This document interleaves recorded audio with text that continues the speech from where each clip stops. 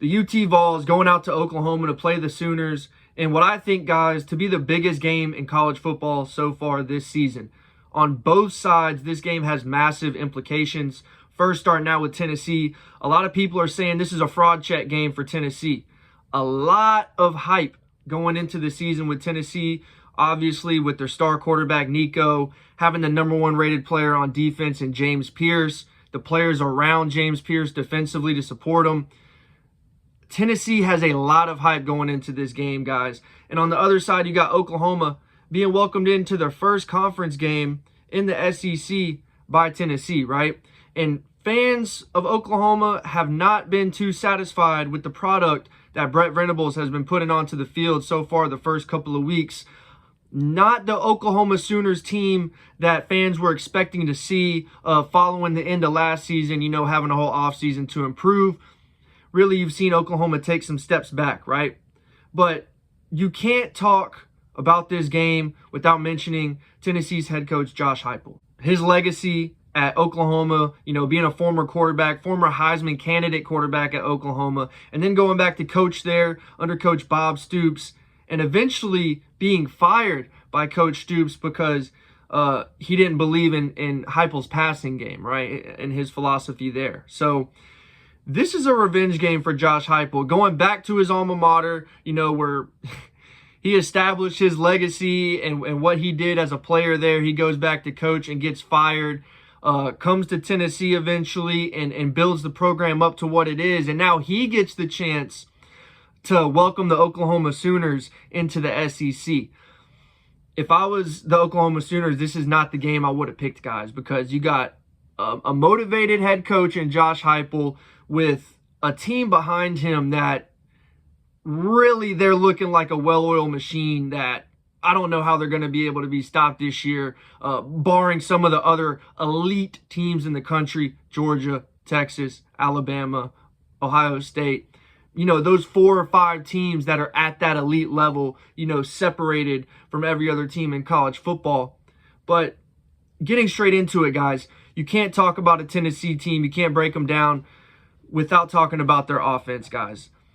The deep passing threat that this offense lacked last year with Joe Milton at the helm is back, right? Nico is slicing and dicing these teams in the deep passing game, making throws into tight windows.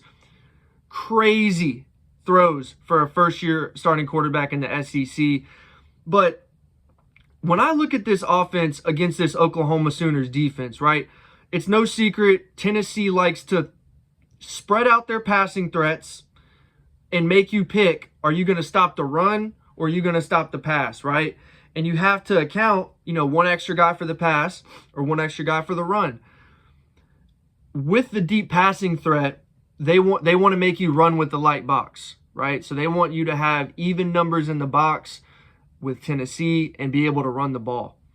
My thing with that against this Oklahoma Sooners defense, Oklahoma has the best linebacker in college football. I believe this guy is going to go to the NFL and has the potential to be a Hall of Fame player, right? This guy, Danny Stutzman, number 28, linebacker for the Oklahoma Sooners.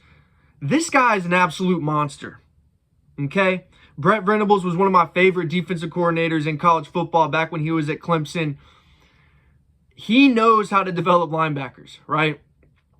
I played linebacker. It's my favorite position to break film down on, guys. If you like to watch film, Danny Stutzman, linebacker for Oklahoma. This guy is an absolute monster. I'm not overhyping this guy. If defense had a little bit more respect nationally and in the media, this guy would be a household name. He is that good. Okay, so I believe that Oklahoma's defense, they're definitely going to come out in that light box because Danny Stutzman accounts for 2 players pretty much. So they're going to come out in that light box and commit to stopping the pass, and they're going to make Tennessee show them that they can run the ball, their best guys on our best guys, right? Now, if the run game gets stuffed for Tennessee, this Oklahoma defense last year led the nation in interceptions. We have not seen that this year. The defensive line has not looked very impressive to me. But with that being said, Brent Venables, like I said, he's a mastermind on defense. And from the film I've watched, guys, they've stayed very vanilla in what they do defensively. And I believe without a shadow of a doubt, if you're going to bring it out, if you're going to bring out any of your stuff, you got to bring it out against Tennessee, guys. So they're going to have a lot of looks. Oklahoma is that Tennessee hasn't seen on film and that they haven't showed this year, to really try and give Nico as many different looks as possible. And we saw 2 weeks ago against NC State, Nico had 2 interceptions. One of them was not his fault, but nonetheless, Nico is not scared to throw these balls into tight windows. Like I said, most of the throws he's making in these tight windows are absolute dimes and dots, but, you know, it's no secret if you're going to take those risks, sometimes, you know, it's going to come back and hurt you. And mixed with all the pressure that I could see Oklahoma giving and all the different looks that I could see Nico getting from this Oklahoma defense, if they can have success stopping the run, I could see how the pressure could cause Nico some problems being a first-year starter in the SEC, right?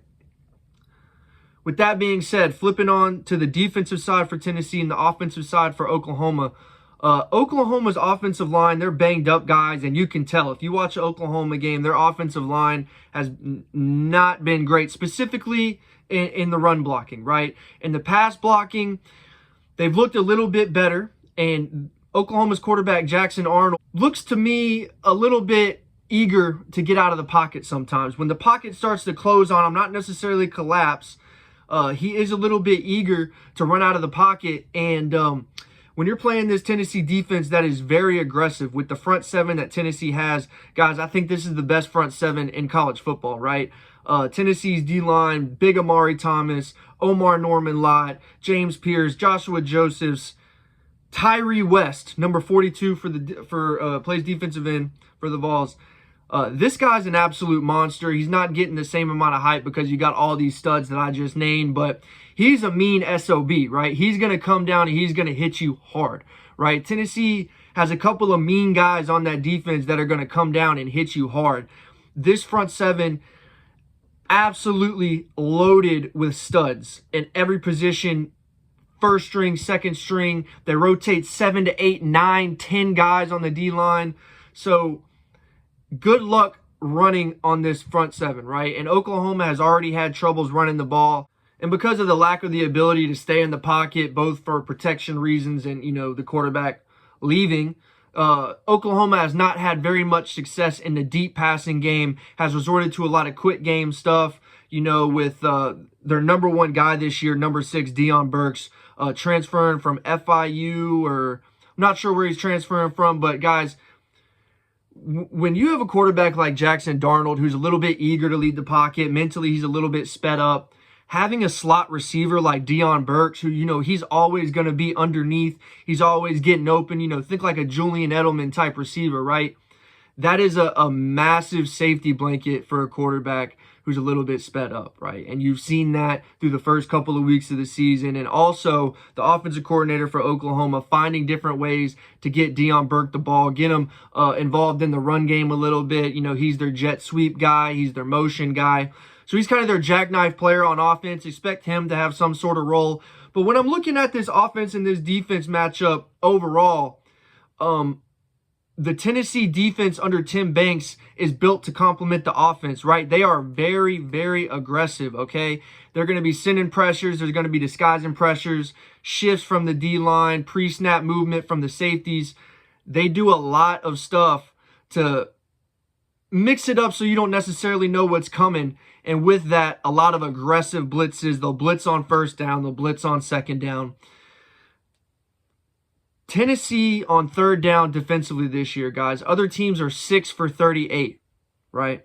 They are putting teams behind the sticks, stopping the run early, and then they're forcing these teams to throw where they can just, you know, have their pass rushers rear their ears back. And I actually just did a breakdown on the Tim Banks defense, so if y'all want to see that to get a more in-depth view, go ahead and watch that. But pretty much I say that to say this.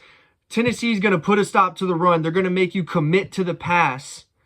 And then they're going to send their pass rushers and make you block them, right? That's not a good game plan to be going against if I'm Oklahoma, right? With the struggles that I've had at quarterback and running the ball and with the already beat up O-line like I've mentioned, right? Offensively, Tennessee is going to score a lot. They're going to score quickly. And if your offense can't keep up, regardless of how good your defense is, Tennessee's going to put up, 28 points at least? 30 points at least?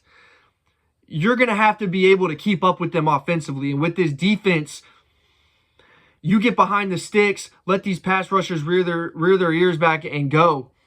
Guys, I think that Tennessee is going to win this game by double digits, 10 or more points.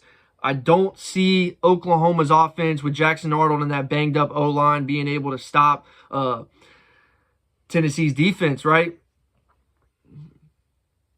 I don't see Jackson Arnold and that banged up O-line being able to keep up with that Tennessee offense on the scoreboard. And regardless of, Danny Stutzman, who I just spent so much time praising, that Oklahoma defense has not been performing to the standard that they should be. And like I said, there could be a couple reasons for that. They have been pretty vanilla in what they're doing. But nonetheless, guys, go watch the games that they've played so far this season and go watch that defensive line. That defensive line has been massively underperforming, and they're going to be going against a veteran Tennessee O-line. So final score prediction, Tennessee by 10 or more, guys. Josh Huepel and the Vols coming in. Josh Huepel pissed off after being fired by his alma mater. Going to come in and give Oklahoma a nice smack on the ass, a nice welcome to the SEC. But yeah, guys, that's going to be it. I appreciate you for watching, and I'll see you in the next one.